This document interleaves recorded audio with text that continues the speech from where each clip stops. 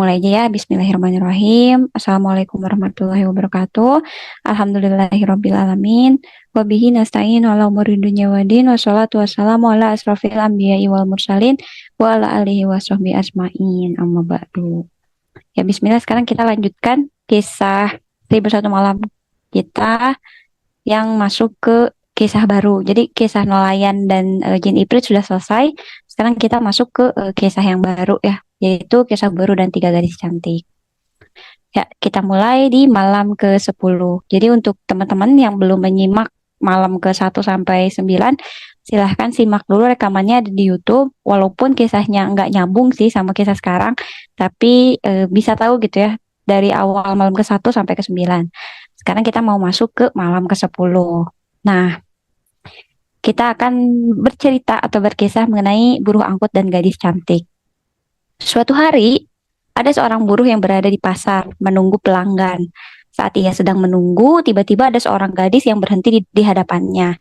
Gadis itu memakai sarung tenun yang terbuat dari sutra bersulam emas dengan benang-benang emas yang digunakan pada pakaiannya. Ya, tampak jelas sinar mata yang tajam dengan bola mata yang sangat hitam dan bulu mata serta alis yang indah. Pokoknya wanita itu cantik lah ya.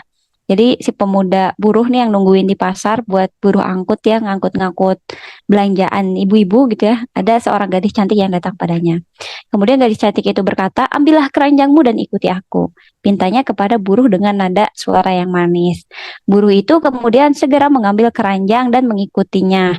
Gadis itu sampai di sebuah rumah, kemudian gadis tersebut mengetuk pintu rumah itu. Keluarlah di balik pintu itu seorang laki-laki Nasrani. Gadis tersebut memberikan uang 1 dinar dan mengambil beberapa gayung minyak zaitun. Jadi laki-laki Nasrani itu penjual minyak zaitun. Jadi si gadis yang cantik ini membeli beberapa gayung minyak zaitun dan kemudian meletakkannya di dalam keranjang. Gadis itu berkata, bawalah barang ini dan ikuti aku. Jadi barang pertama yang dibeli adalah minyak zaitun. Kemudian si buruh membawa keranjang yang berisi minyak zaitun tersebut, mengikuti langkah si gadis dan di depan toko buah si gadis berhenti untuk membeli buah. Apa saja buah yang dibeli? Buah delima dari Syam, jambu dari Turki, kemudian bunga melati dari Aleppo, rambutan dari Damaskus, buah terong dari Nil, jeruk dari Mesir, dan buah plum. Semuanya kemudian diletakkan ke dalam keranjang milik si buruh. Kemudian si gadis tersebut bilang lagi, mari bawalah barang-barang ini dan ikuti aku. Kembali pinta si gadis itu kepada si buruh. Nah, ketika sudah dirapihkan ya barang-barang yang ada di keranjang tersebut, kemudian si gadis berhenti lagi di depan toko daging. Berikan aku 10 bungkus dengan 80 ons daging masing-masing bungkusnya. Jadi si gadis juga beli daging nih di pasar tersebut. Langsung bilang lagi sama si pembawa barang-barang tadi atau si buruh tadi, mari bawalah barang-barang ini dan ikuti aku. Nah, buruh itu pun memanggul keranjang mengikuti langkah si gadis. Di depan toko manisan, si gadis berhenti lagi, mengambil seluruh manisan yang ada di hadapannya dan kembali memerintahkan si buruh untuk membawa barang-barangnya. Ya, kalau ibu-ibu mah mungkin lagi belanja di pasar, ada buruh yang bawa-bawa barang gitu ya, buat ngangkut barang-barang pada saat belanja. Gadis itu kemudian berhenti di depan toko perhiasan dan membeli semua jenis perhiasan yang ada di sana. Ada sutra, ada sisir, dan lain sebagainya gitu ya. Kemudian berkata yang sama, mari bawalah barang-barang ini dan ikuti aku. Kemudian si buruh akhirnya bilang, seandainya engkau memberitahuku bahwa belanjaanmu sebanyak ini, tentu aku akan membawa bigol untuk membawa seluruhnya. Bigol itu adalah hasil perkawinan dari kuda dan keledai gitu ya. Jadi dia tuh sejenis kuda dan keledai, tapi nggak sebesar kuda dan nggak sekecil keledai, jadi di tengah-tengah. Mendengar ucapan si buruh, gadis itu hanya tersenyum, kemudian ia terus berjalan sambil diikuti oleh si buruh dan berhenti di depan penjual minyak wangi. Di sana ia membeli 10 jenis air, meliputi air mawar, air melati, dan lain sebagainya. Ia juga mengambil sedikit gula, semprotan air mawar yang harum, kayu cendana, minyak, pokoknya semua jenis wewangian sama si gadis cantik ini dibeli. Langsung bilang lagi hal yang sama, mari bawalah barang-barang ini dan ikuti aku, perintahnya kepada si buruh. Si buruh akhirnya mengerjakan perintahnya dan gadis itu tiba di sebuah rumah yang indah. Jadi ceritanya selesai nih belanjanya. Ada belanja apa aja tadi, minyak zaitun, kemudian daging, buah-buahan gitu ya. Terus perhiasan ya keperluan dia, terus juga ada beberapa wewangian. Kemudian beranda di bagian depan rumah itu tampak luas. Bangunan rumah itu tinggi dan disokong oleh pilar-pilar yang kokoh. Jadi zaman kalau misalkan Ini kan latarnya di negeri Baghdad ya, perbatasan antara Baghdad dan Persia. Kalau bangunan-bangunannya ya kayak gitu ya, pilar-pilarnya kokoh. Pintunya terbuat dari pohon pinus dengan emas, dengan hiasan emas. Gadis itu berhenti di depan pintu dan mengetuknya dengan lembut. Ternyata ada gadis cantik lain di dalamnya yang membukakan pintu. Kita sebut saja gadis tersebut sebagai gadis kedua. Jadi gadis yang pertama adalah gadis yang belanja, gadis kedua adalah gadis yang membukakan pintu. Mereka kemudian masuk ke dalam rumah dan berhenti di sebuah ruangan yang luas dan penuh hiasan indah di dalamnya gitu ya. Perabotannya tersusun rapi. Di ruangan itu ada juga rak-rak tempat perkakas kecil serta lemari pakaian. Di tengah ruangan terdapat dipan marmer bertata permata dan mutiara. Jadi mewah lah ya rumahnya tuh. Di atasnya dipasangi kelambu dari kain sutra dan di atas ranjang tersebut kan kalau misalkan dipan tuh orang-orang di sana tuh dipakai buat kayak rebahan gitu loh. Jadi semacam ranjang yang ada kelambunya. Kelambu tuh kalau tahu kelambu tuh yang dipakai buat nutupin ranjang gitu ya. Nah, di atas ranjang tersebut tampak juga seorang gadis cantik yang bermata indah. Jadi sebut saja ini gadis ketiga. Kemudian gadis kedua berkata, "Kenapa kalian tidak menurunkan barang-barang yang ada di kepala si buruh miskin ini?" katanya. Ya udah, kenapa udah sampai rumah, kenapa nggak dikeluarin aja belanjaannya? Mendengar teguran dari gadis kedua, akhirnya gadis yang berbelanja atau gadis yang pertama ini mendekati si buruh dari arah depan, sedangkan gadis yang membukakan pintu atau gadis yang kedua ini dari arah belakang. Jadi nurun-nurunin hasil belanjaan yang dibelanja sama gadis pertama tadi. Kemudian si buruh itu mengosongkan isi keranjang dan meletakkan semuanya secara teratur di tempatnya. Mereka memberikan upah kepada buruh pengangkut tersebut sebanyak 2 dinar gitu ya. "Hai tukang angkut, kemarilah," gitu ya, sambil dikasih uang 2 dinar tersebut. Namun sang buruh enggan pergi dan berkata, "Wahai gadis cantik, bolehkah aku bekerja di sini sebagai pembantumu saja?" Katanya menawarkan diri. Karena udah kelihatannya belanjaannya banyak, kemudian rumahnya mewah, pas masuk ke rumahnya juga ada permata ya, ada marmer dan sebagainya, pokoknya kehidupannya mewah. Tapi di dalamnya hanya ada 3 gadis cantik itu saja. Kemudian si buruh ini mengusulkan dirinya untuk menjadi pembantu mereka. "Wahai gadis cantik, bolehkah aku bekerja di sini sebagai pembantumu saja?" Kemudian si gadis yang kedua ini berkata, "Kami adalah gadis-gadis dan kami takut untuk menitipkan rahasia kepada orang yang tidak akan menjaganya. Sungguh baik hatimu yang hendak tinggal bersama kami." Nah, kemudian kata si gadis yang lain, "Aku tidak keberatan jika engkau tinggal bersamaku, sehingga engkau bisa memenuhi keperluanmu dengan izin Allah." Seperti itu. Jadi bisa menghidupi lah ya, digaji sama si gadis-gadis tersebut. Si buruh yang ternyata bernama Hasan itu merasa sangat gembira diterima sebagai pelayan para gadis. Ia mendoakan kebaikan untuk gadis-gadis tersebut. "Hasan, engkau boleh tinggal bersama kami pada malam ini. Engkau harus mematuhi persyaratan yang kami ajukan.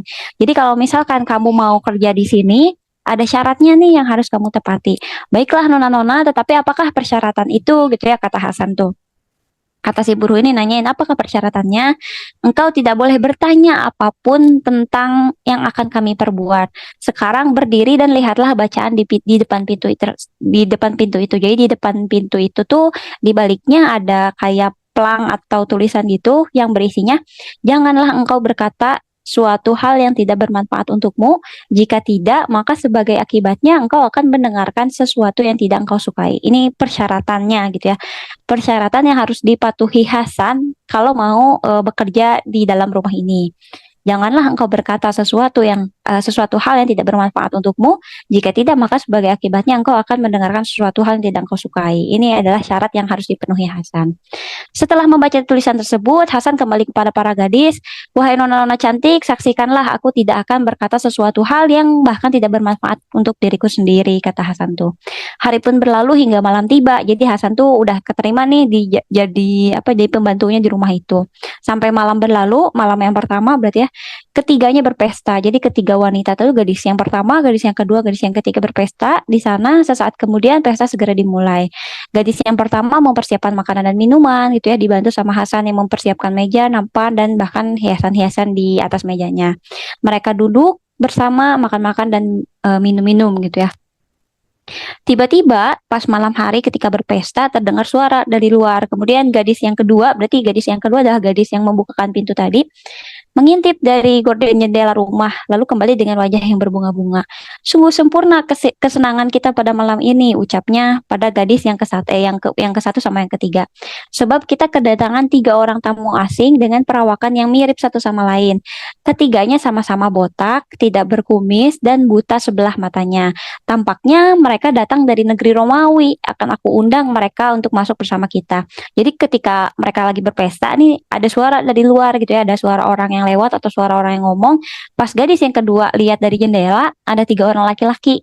Mungkin parasnya agak menarik. Jadi si gadis yang kedua ini ingin mengundang mereka masuk untuk berpesta bersama-sama di dalam rumah tersebut. Kemudian kata gadis yang lainnya, biarkan mereka masuk dan katakan agar mereka mematuhi peraturan kita sama seperti Hasan. Jadi sama, orang-orang yang masuk ke dalam rumah itu harus mematuhi peraturan yang ada di pelang tadi, di atas pintu tadi gitu ya. Para tamu memberi salam hormat pada gadis yang berdiri menyambut penghormatan mereka. Mereka dipersilahkan duduk dan ketiga tamu asing ini memperhatikan Hasan yang sibuk melayani ketiga wanita itu. Kan Hasan jadi pembantu ya, sibuk orang-orang gadis-gadisnya berpesta, tapi yang ininya ini gitu ya, si Hasannya sibuk ngurusin pestanya karena kan si Hasan tuh pembantu gitu ya. Terus kata si ketiga orang pemuda yang baru datang tadi bilang, rupanya orang ini juga miskin seperti kami. Dia sungguh kami merasa terhibur dengan kemiskinannya. Oh, ternyata ada yang lebih miskin nih dari kita bertiga gitu ya. Ucap ketiga tamu lelaki itu. Para gadis tuh yang mendengar tuh tertawa, walau konteksnya bercanda gitu ya di dalam hal ini. Hai orang-orang asing, duduk sajalah dan jangan banyak bicara. Tidakkah kalian memperhatikan apa yang tertulis di atas pintu itu? Gitu. Kata Hasan tuh mulai marah ya. Walaupun ketiga laki-laki yang baru datang ini konteksnya bercanda, bilang sama Hasan, oh ternyata ada yang lebih miskin dari gue gitu ya. Tapi Hasannya ya siapa yang suka gitu ya dibercandain kayak gitu, akhirnya agak marah sama si pemuda yang baru datang tadi. Ketiga tamu tersebut dipersilahkan untuk menikmati hidangan yang telah disediakan gitu ya. Mereka pun berpesta. Gadis pertama mengeluarkan alat-alat musik seperti harpa, Persia, rebana Irak gitu ya, dan seruling dari timur. Mereka berdiri dan berdendang sambil memainkan alat musik. Di tengah suara musik yang keras, mereka bernyanyi dan menari gitu ya, sambil nari-nari, sambil nyanyi dan sebagainya.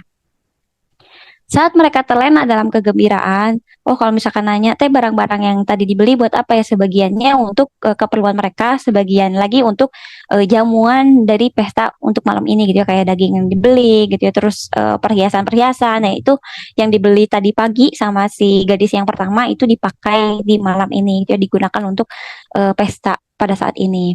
Nah saat mereka terlena dalam kegembiraannya, tiba-tiba terdengar ketukan di pintu. Kali ini gadis ketiga merupakan tuan rumah, yang gadis ketiga yang rebahan tadi gitu ya. Menuju ke pintu ternyata ada yang mengetuk. Nah, ternyata yang mengetuk itu adalah seorang khalifah yang bernama Harun ar-Rasyid dan 2 orang pengawalnya.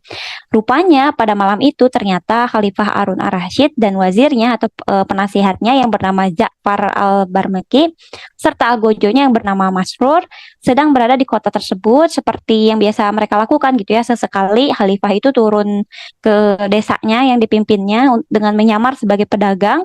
Mereka berkeliling ke seluruh kota dalam rangka mencari berita baru dan apa ya, mengecek gitu ya, ngecek kondisi rakyatnya sama mengecek keamanan dan keadaan rakyat tersebut gitu.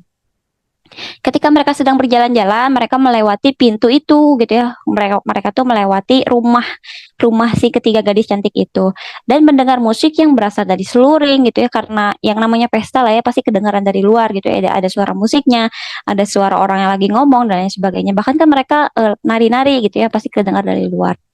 Nah, serta tawa orang yang sedang berpesta. Kemudian Khalifah Harun ar-Rasyid ini bilang, Ja'far, aku ingin masuk ke rumah itu dan mengunjungi orang-orang yang ada di dalamnya. Terus kata penasehatnya, Ja'far ini bilang, wahai Amirul Mukminin, mereka ini adalah orang-orang yang sedang mabuk dan tidak akan mengenal siapa kita. Hamba khawatir mereka akan memperlakukan kita dengan kasar ya. Ya, ini kan kayak respon normal gitu ya. Ngapain juga nyamperin orang-orang yang lagi berpesta dan mabuk-mabukan.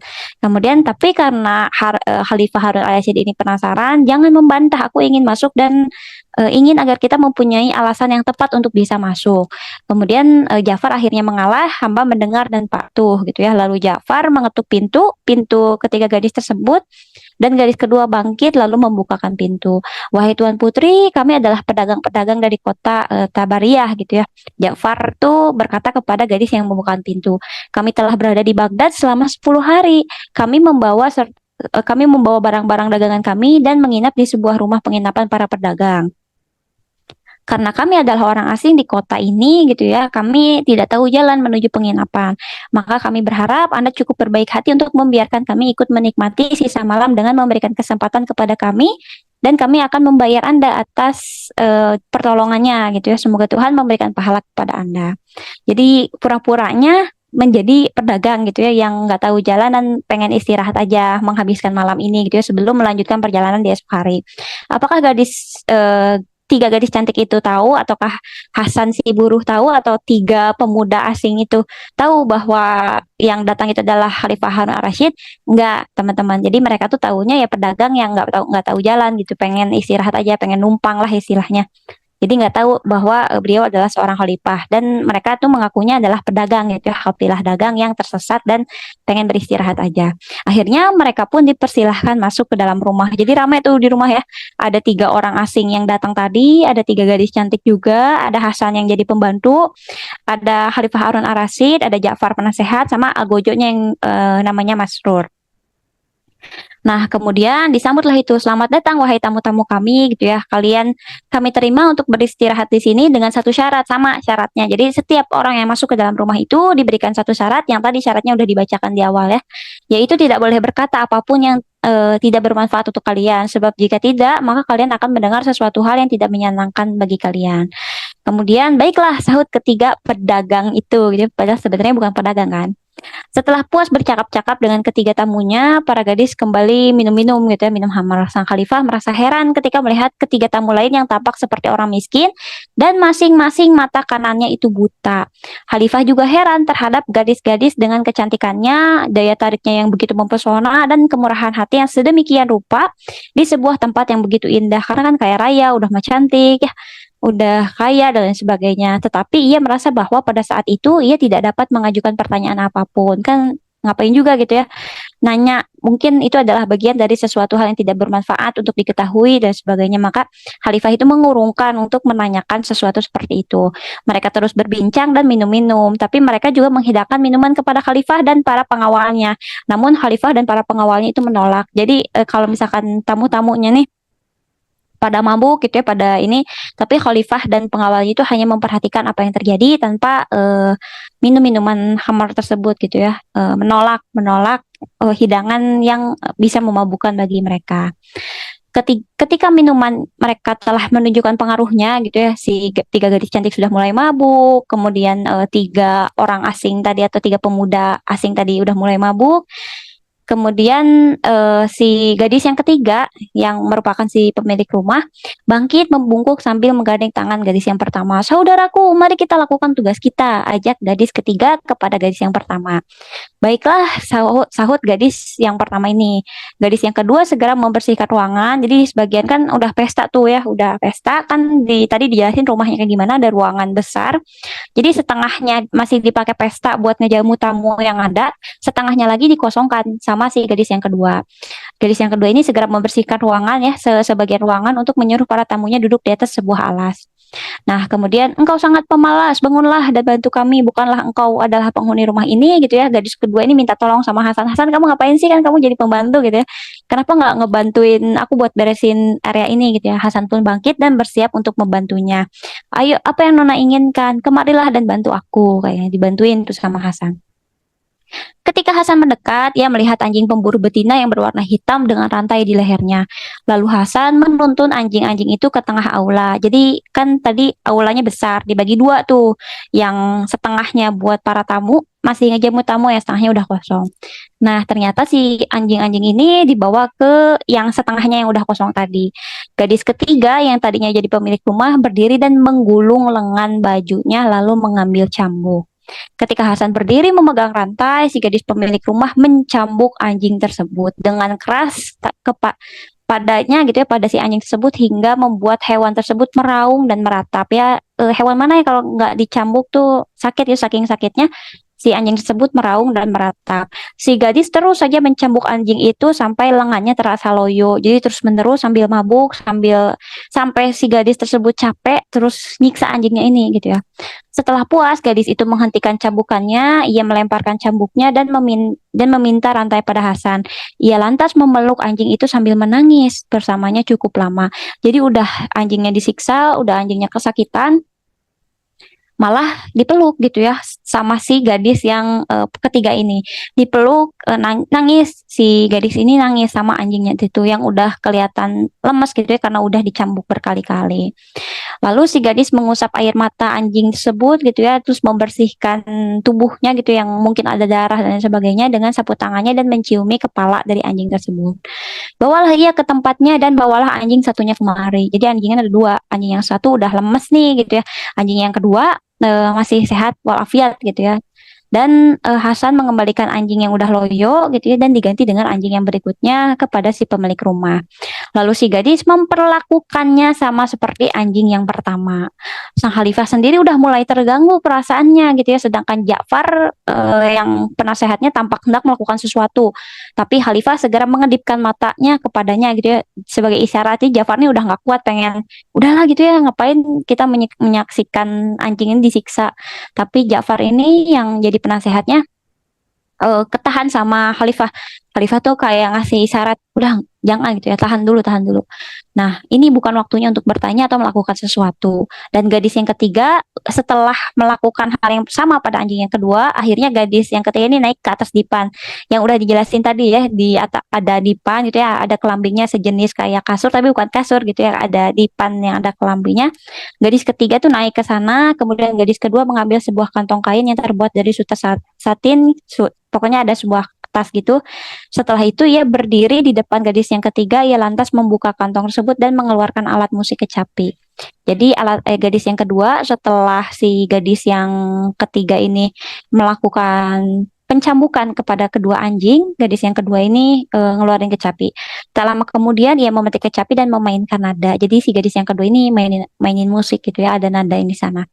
Tiba-tiba gadis yang ketiga merobek sebagian pakaiannya, sebagian tubuhnya terlihat ada bekas cambukan di bagian punggungnya. Gadis yang kedua memercikan air di atas kepalanya agar kayak hilang kesadaran gitu loh. Kan udah mabuk, terus kayak apa ya? Mungkin kayak kesurupan gitu ya. Si gadis yang ketiga ini tiba-tiba merobek sebagian pakaiannya, tapi nggak ditanggalkan semua, hanya sebagiannya saja hingga terlihat beberapa noda bekas cambukan di bagian punggungnya.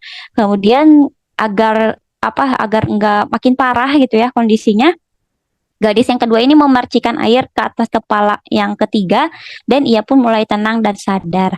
Kejadian ini berulang kepada ketiga gadis yang ada di sana seolah mereka dirasuki oleh sesuatu. Jadi setelah gadis yang ketiga begini, nah lanjut ke gadis yang kedua melakukan hal yang sama. Mereka mencambuki anjing lagi gitu ya. Terus ya sama gitu ya kondisinya. Gadis yang ketiga, gadis yang kedua, gadis yang ke satu. Nah kondisinya ya sama, dibalik-balik gitu ya, gadis yang ke satunya nanti mainin kecapi, terus ada yang nyembuhinnya gitu ya pakai memercikan air kayak gitu ya, bolak-balik. Lalu Khalifah nih mulai penasaran juga, nanya sama penasehatnya, bukankah engkau menyaksikan ada bekas cambuk di tubuh gadis itu gitu ya, kaget Khalifah tuh. Terus Ja'far nih udah nggak tahan gitu ya. Sungguh aku tidak bisa berdiam diri lagi, kan dari tadi juga dari awal tuh Ja'far udah pengen udahlah gitu ya, ngapain dilanjutin. Tapi karena ditahan sama Khalifah berarti ditunda dulu. Nah sekarang Khalifahnya udah nanya gitu, terus Ja'far bilang, sungguh aku tidak bisa berdiam diri lagi.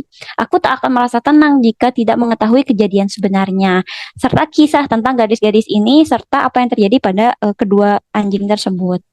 Kemudian bilang, Baginda, mereka telah menetapkan syarat kepada kita agar tidak berkata apapun tentang suatu hal yang tidak bermanfaat. Sebab jika kita melanggar persyaratan itu, maka kita akan mendengar suatu hal yang tidak menyenangkan bagi kita. Kejadian itu berulang lagi gitu ya di gadis yang pertama dan kedua terus menerus. Mereka memiliki bekas cambukan di tubuhnya gitu ya. Bukan hanya di gadis yang ketiga, ternyata ketiga gadis tersebut memiliki bekas cambukan di punggungnya. Kemudian andai saja kami tidak pernah kayak kata si tamu-tamu yang 3 orang asing itu loh, yang 3 orang asing yang datang, salah satunya berkata, andai saja kami tidak pernah memasuki rumah ini dan lebih suka melewatkan malam di atas tumpukan sampah di luar kota gitu ya. Sebab malam ini kita ternoda oleh pemandangan yang begitu mengganggu perasaan. Sang Khalifah menoleh kepada mereka, terus nanyain kenapa bisa terjadi demikian. Terus dijawab, sungguh pikiran kami dikacaukan oleh masalah ini. Bukankah kalian adalah termasuk penghuni rumah ini? Kan Khalifah nggak tahu ya. Khalifah tuh datangnya terakhir gitu ya. Pas Khalifah datang ya 3 pemuda asing ini udah ada di rumah. Jadi Khalifah menganggap bahwa mereka adalah penghuni rumah. Nah, baru tahu mereka itu pendatang pas di sini gitu dijawab, bukankah kalian adalah termasuk penghuni rumah ini? Nah, mereka menjawab, tidak, kami justru mengira bahwa si pelayan itulah termasuk penghuni rumah ini. Terus si Hasan yang jadi buruh tadi jawab juga, ya, demi Allah aku baru tinggal di tempat ini malam ini saja, gitu kan, baru tadi pagi ikut ngangkut barang, terus malamnya berpesta kan baru 1 hari ya, 1 hari juga enggak, baru setengah hari dari pagi sampai malam gitu ya. Andai saja aku tidur di emperan kota, maka aku tidak akan tahu ada tempat ini, kayak gitu. Nah, kemudian Harun Ar-Rasyid ini bilang, sebaiknya kita tanyakan apa yang terjadi. Jumlah kita lebih banyak, aku dan kawanku, Ja'far dan Masrur gitu ya. Jumlah kita ini 7 orang, sedangkan mereka hanya bertiga, tak ada orang keempat. Marilah kita minta penjelasan kepada mereka. Jika mereka tidak mau menjawab dengan sukarela, kita akan memaksa mereka, kata Harun Ar-Rasyid tuh. Dan semua setuju untuk melaksanakan tugas dan rencana tersebut kecuali Ja'far. Ini tidak bisa dibenarkan karena Ja'far tuh khawatir takutnya ada apa-apa gitu ya sama Khalifah Harun Ar-Rasyid ini. Kemudian biarkan saja mereka sebab kita menjadi tamu mereka dan sebagaimana kalian ketahui mereka telah menerapkan satu syarat yang harus kita patuhi. Malam pun tinggal sebentar lagi tiba gitu ya dan kita akan segera mengambil jalan sendiri-sendiri. Udah deh malam juga nanti juga bentar lagi pagi gitu ya udah aja nanti pas pagi kita udah bubaran kok gitu ya udah anggap aja kejadian ini nggak ada kayak gitu. Di tengah pikiran yang kacau atau perdebatan di antara mereka gitu ya akhirnya kedengaran tuh ya ada kredit apa gitu ya dari para tamu. Akhirnya si gadis ini menyadari lalu menanyakan, tuan-tuan apa yang terjadi gitu ya, tanya si gadis tuh, salah satu gadis. Kemudian Hasan mendekati, Hasannya si buruh ini ngedekatin salah satu pemilik si gadis, bilang, Nona, tuan-tuan ini mengungkapkan keinginan mereka agar Nona menceritakan tentang 2 ekor anjing itu. Mengapa Anda menghukumnya, kemudian meratapi serta menciumnya. Mereka juga ingin mengetahui kenapa di tubuh Nona ada bekas luka cambukan. Demikianlah pertanyaan mereka. Jadi disampaikan sama si Hasan. Terus untuk mengkonfirmasi, benarkah apa yang dikatakannya itu dari kalian gitu ya, tanya gadis perempuan. Ya, jawab semua tamu tuh, iya. Dan si gadis yang ketiga bilang, demi Allah, wahai tamu-tamuku, kalian telah melanggar persyaratan kami. Bukankah kami telah menentukan bahwa siapa yang membicarakan sesuatu yang tidak ada sangkut pautnya dengan dirinya atau sesuatu yang tidak bermanfaat, maka ia akan mendengar sesuatu yang tidak menyenangkan hatinya. Tidak cukupkah kami membawa kalian ke dalam rumah ini dan menyediakan makanan untuk kalian? Lalu ia menggulung lengannya, jadi menggulung lengannya lagi dan menghentakkan kakinya ke lantai 3 kali. Keluarlah kalian, gitu ya. Keluarlah kalian, teriak gadis si pemilik rumah. Pintu terbuka dan keluarlah 7 orang budak berkulit hitam dengan pedang terhunus di tangannya. Ikatlah orang-orang ini, mereka terlalu banyak bicara. Kumpulkan mereka dalam satu ikatan, suruh gadis pemilik rumah ini kepada budak-budak yang baru ada. Budak-budak itu segera melakukan perintah tuannya. Kemudian Nona izinkan kami menebas batang leher mereka gitu ya. Budak-budak yang baru datang itu minta izin buat membunuh seluruh orang yang ada di sana kecuali gadis-gadis yang tadi itu ya, yang jadi penghuni rumah. Kemudian tunggu dulu, aku ingin mengetahui segalanya tentang mereka sebelum mereka menemui ajal. Dan Ratu Syahrazad pun menghentikan ceritanya sampai di sini. Itulah kisah di malam ke-10. Kita lanjutkan di malam ke-11. Apa yang terjadi setelahnya? Ternyata gadis yang ketiga ini bilang, ceritakanlah kisah kalian sebab umur kalian tidak akan lama lagi. Jika kalian bukan para pembesar, para penguasa, para pemuka masyarakat, maka aku akan segera memberikan hukuman. Celaka kamu, hai Ja'far, beritahukan kepada Nona itu siapa kita sebenarnya. Jika tidak, tentu kita akan dibunuh gitu ya. Jadi kata si Nona ini, kalau misalnya kalian bukan pemuka agama gitu ya, atau pemimpin negara dan sebagainya, kalian pasti akan aku bunuh. Khalifah Harun Ar-Rasyid ini berbisik kepada Ja'far, ya ceritakan gitu ya. Ini aku bukan pedagang loh, tapi aku ini adalah seorang khalifah. Tapi sama Jafar ditahan dulu gitu ya. Jangan, jangan sekarang. Barangkali itu adalah pemantik biar dibunuh semuanya. Sementara itu, gadis yang ketiga mendekati ketiga lelaki botak terlebih dahulu, yang laki-laki asing tadi. Terus menanyakan, apakah kalian tiga bersaudara? Karena mirip kan, salah satu matanya buta gitu ya, terus hampir-hampir botak ya, bahkan nggak ada kumis ataupun jenggot di wajahnya gitu ya. Jadi seakan-akan tampilannya emang mirip ketiga orang tersebut. Lalu ditanyakan, apakah kalian bertiga bersaudara? Kemudian salah satu orang atau salah satu orang asing itu jawab, tidak, demi Allah kami hanyalah orang fakir yang botak. Lalu si gadis itu nanyain lagi, apakah engkau sudah terlahir dalam keadaan matamu buta sebelah gitu ya? Lalu salah satu orangnya jawab lagi, tidak, sebab kebutaanku ini sangat aneh yang kalau diceritakan tentu bisa menjadi pelajaran yang berharga. Maka setiap orang harus berceritakan kisahnya dan sebab-sebab kenapa ia sampai ke sini, kata gadis tersebut gitu ya. Setelah itu ia boleh mengusap kepalanya dan boleh pergi dari sini, aku selamatkan gitu. Jadi diceritain dulu nih kenapa kalian bisa sampai ke rumah ini kayak gitu. Lalu mendengar hal itu, Hasan segera mengacungkan tangan gitu. Aku dulu, kayak aku dulu. Wahai Nona cantik, aku adalah seorang buruh pengangkut barang dagangan di pasar. Aku sampai ke sini karena membawakan barang belanjaan dari seorang gadis cantik yang ada di rumah ini, gitu ya kan tadi kisahnya sama. Hasan kan lagi nunggu pelanggan ya, terus tiba-tiba datang gadis cantik, terus dibawanya ke rumah ini kan gitu. Setelah itu, tentu Nona sudah tahu apa yang terjadi dengan aku di rumah ini. Demikianlah ceritaku. Jadi kisah Hasan tuh singkat ya.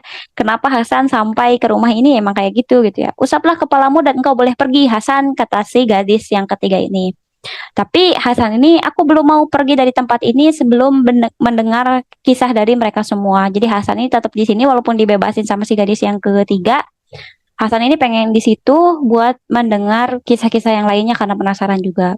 Kemudian majulah orang pertama dari tiga orang asing yang botak dan buta itu gitu ya. Ia pun mulai bercerita. Maka kita masuk ke kisah laki-laki botak yang pertama. Ngerti nggak? Ngerti ya. Jadi kan tadi ada tiga laki-laki asing yang sama-sama botak gitu ya atau hampir botak. Terus matanya juga udah sama buta sebelah. Nah kan ada tiga. Nah ini adalah kisah dari laki-laki botak yang pertama.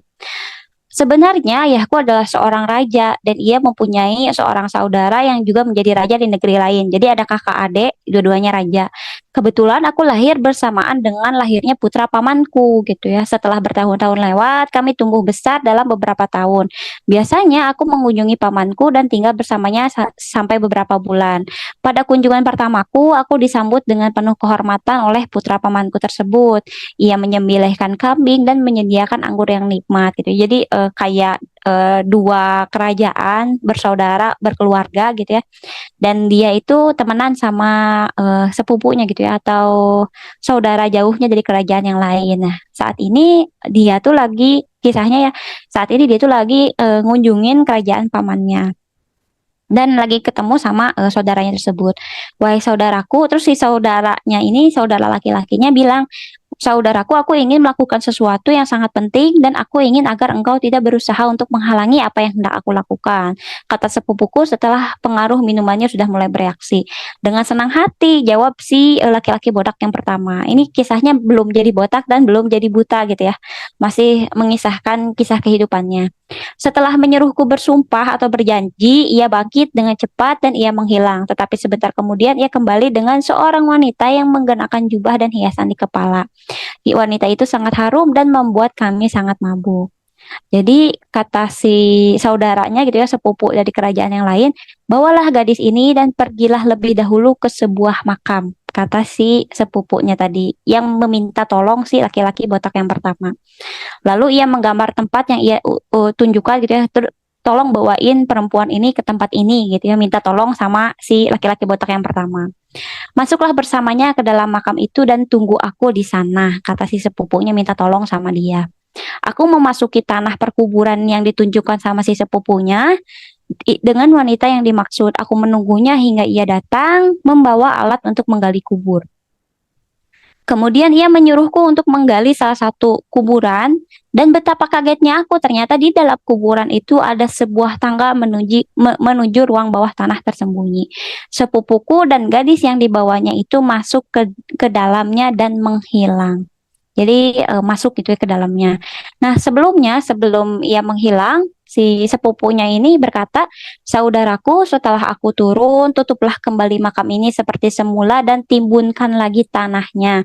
Lalu campurkan air yang ada di dalam mangkuk, karena dia udah nyediain mangkuk, sebagai tanah dempul biar nggak kelihatan gitu ya, si makam itu baru dibongkar. Juga jangan sampai ada yang mengatakan ataupun menyadari bagian atas makam ini baru dan bagian dalamnya sudah lama. Sebab aku akan berada di dalam kuburan ini selama kurang lebih 1 tahun untuk mengerjakan sesuatu. Tidak akan ada yang mengetahuinya selain Allah. Inilah keinginanku kepadamu. Semoga Allah memberkahimu gitu ya. Jadi ini permintaan dari saudaranya, anak pamannya di kerajaan lain gitu ya. Sepupunya itu diem sama wanita tersebut di bunker atau ruang bawah tanah yang di atasnya itu menyerupai sebuah kuburan. Jadi kuburan itu cuma jalan masuk buat ke bunker itu. Setelah itu aku segera melaksanakan petunjuk-petunjuk yang diarahkan oleh si sepupunya, mengembalikan tanah dan menempelkan batu di sekitarnya hingga makam itu kembali utuh seperti semula. Kemudian aku pulang ke istana pamanku. Saat itu ia sedang melakukan perjalanan berburu. Jadi bapaknya dari si sepupunya lagi nggak ada gitu, pamannya lagi nggak ada karena sedang trip berburu. Nah, ketika aku bangun keesokan harinya dan mengingat kejadian-kejadian malam sebelumnya, aku merasa kebingungan atas apa yang telah aku lakukan. Kan yang namanya mabuk ya. Namanya mabuk pas besok paginya udah sadar, bingung, malamnya aku ngapain ya gitu ya.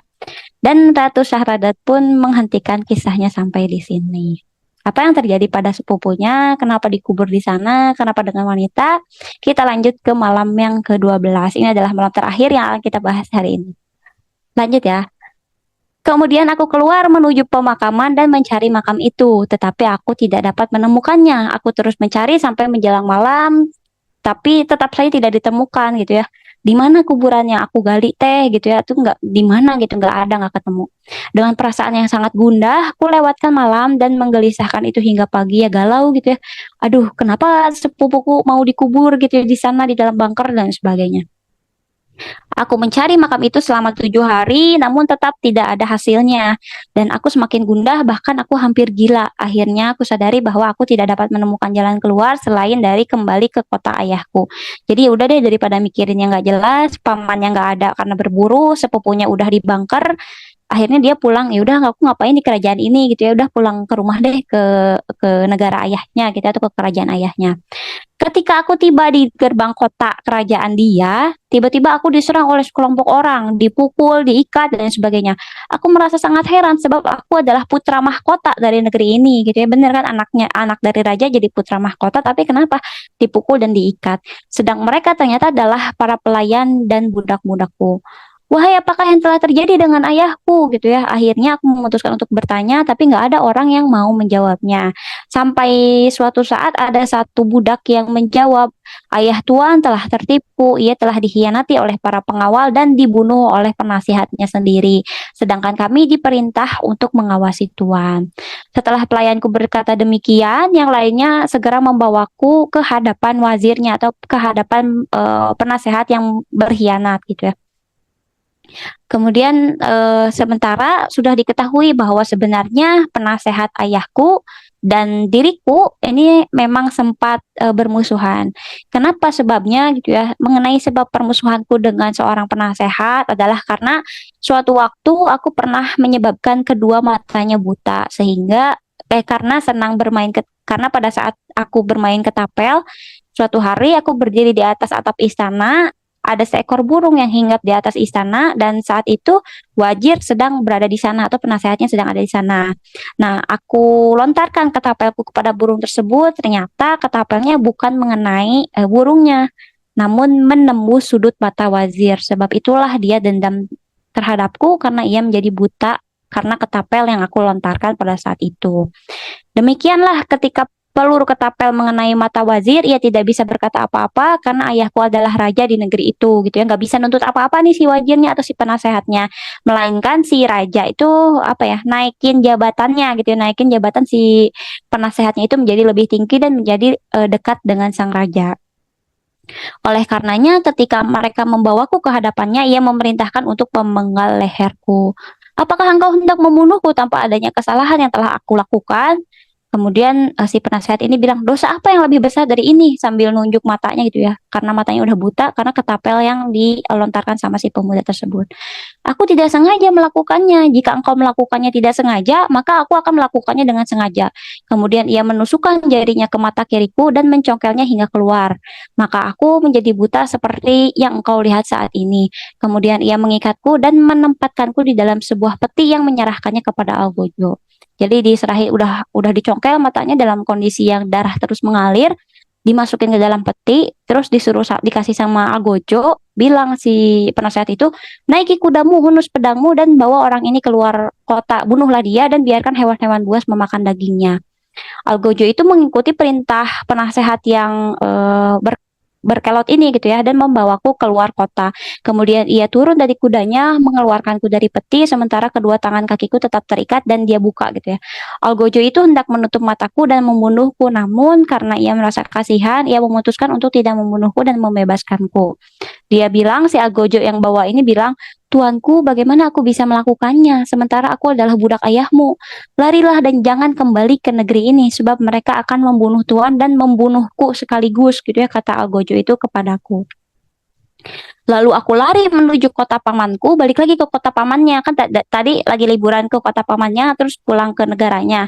Karena negaranya udah kacau gitu, si pemuda ini niatnya minta bantuan ke negara pamannya lagi. Balik lagi ke kota pamannya ketika aku menemuinya dan menceritakan padanya tentang kematian ayahku dan hilangnya sebelah mataku, pamanku menangis sejadi-jadinya. Kemudian ia berkata, pamannya juga sedih gitu ya.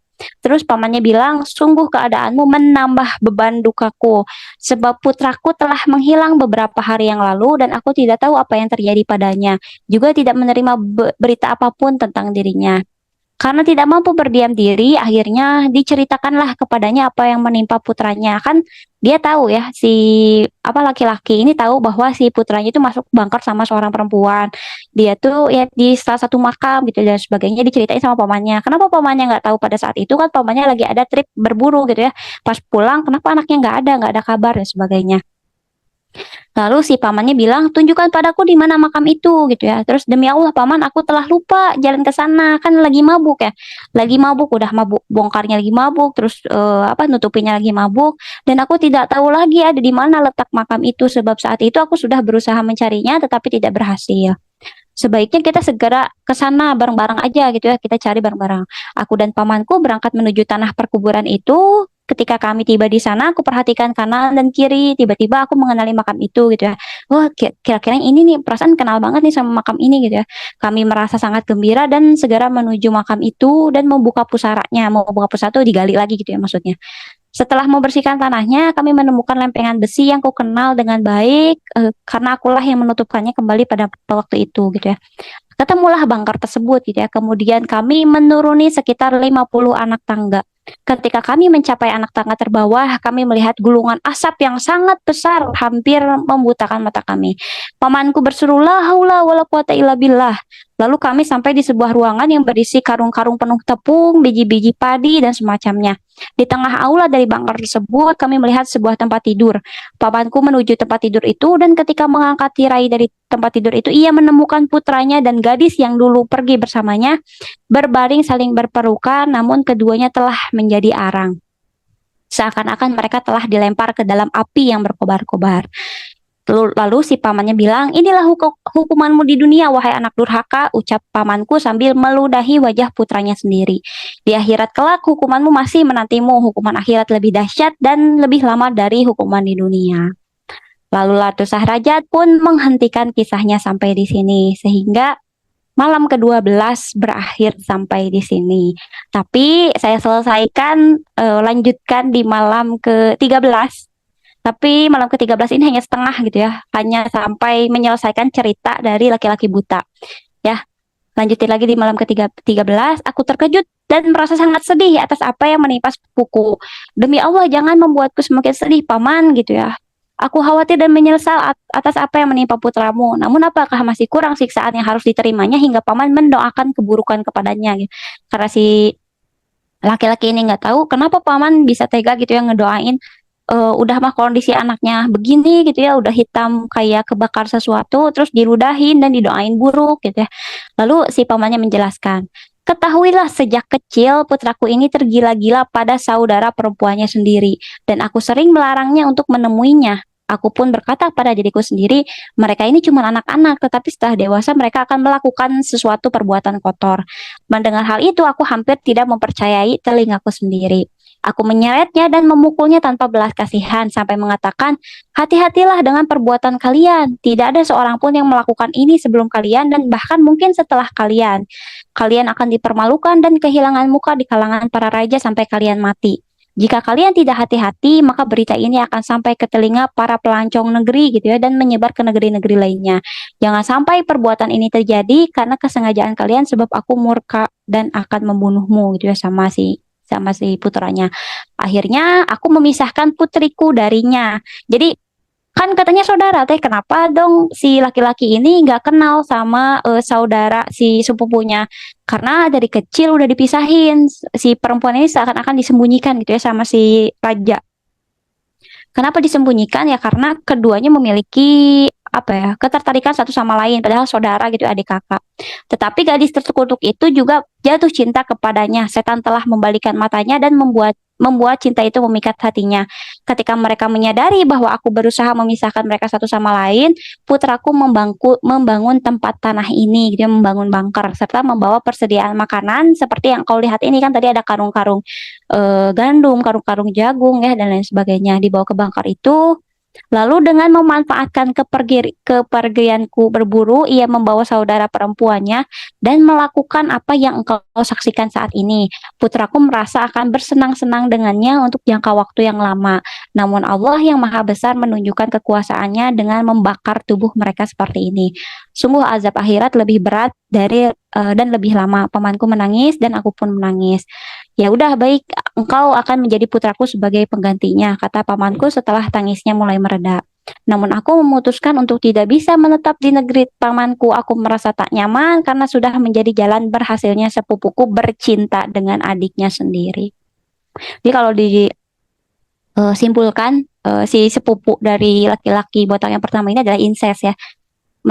Dia berhubungan dengan saudara sedarah adiknya sendiri, adik perempuannya sendiri. Saking dilarangnya sama si paman, sama si rajanya, akhirnya dia nekat bikin bangkar di bawah, menyetok berbagai persediaan, terus menutup makam agar dia bebas gitu ya, menjalin cinta kasih dengan adiknya sendiri. Nauzubillah. Lalu akhirnya karena kan nggak enak ya si apa sih laki-laki botak botak ini yang pertama kan dia ya yang bawa ke bunker itu terus nutupin gitu dan sebagainya. Dia nggak enak kalau misalkan tinggal di kerajaan pamannya.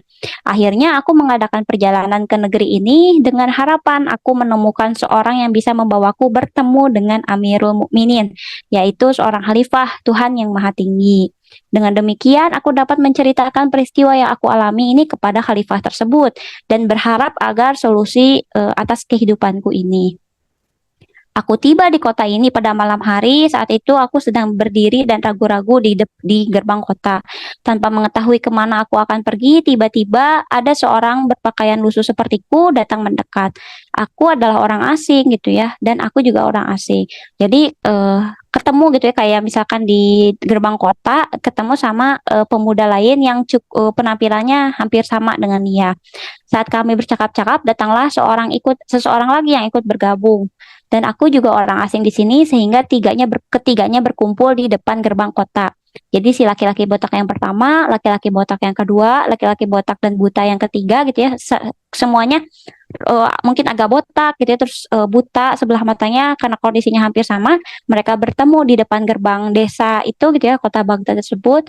Akhirnya mereka berkumpul bertiga gitu ya, yang senasib lah gitu ya, merasa ditemani. Lalu kami bertiga berjalan di kegelapan malam dan takdir menuntun kami ke rumah ini. Dan kalian mengundang kami untuk masuk serta melihat kejadian aneh kembali. Jadi tahu ya sebab perjalanan kisah si laki-laki botak yang pertama hingga tiba di rumah si tiga gadis cantik tersebut. Lalu bagaimana kisah laki-laki botak kedua dan ketiga? Kisah apa yang akan disampaikan oleh Khalifah Harun ar-Rasyid dan pengawalnya kepada para gadis untuk menyelamatkan dirinya? Lalu apakah laki-laki botak pertama akan mendapatkan solusi dari Amirul Mukminin? Kan udah ketemu Harun sama Harun ar-Rasyidnya, dan Harun ar-Rasyid juga udah mendengar semua cerita dari laki-laki botak yang pertama. Apakah laki-laki botak pertama akan mendapatkan solusi dari beliau? Lalu apa peristiwa di balik bekas luka cambuk di tubuh setiap gadis? Ada cambuknya ya, ada luka cambuknya. Apa peristiwa di balik bekas luka tersebut? Lalu sebenarnya ritual apa yang dilakukan oleh gadis itu yang sudah disaksikan oleh orang-orang di sana? Jawabannya akan kita bahas di kisah 1001 Malam di episode selanjutnya.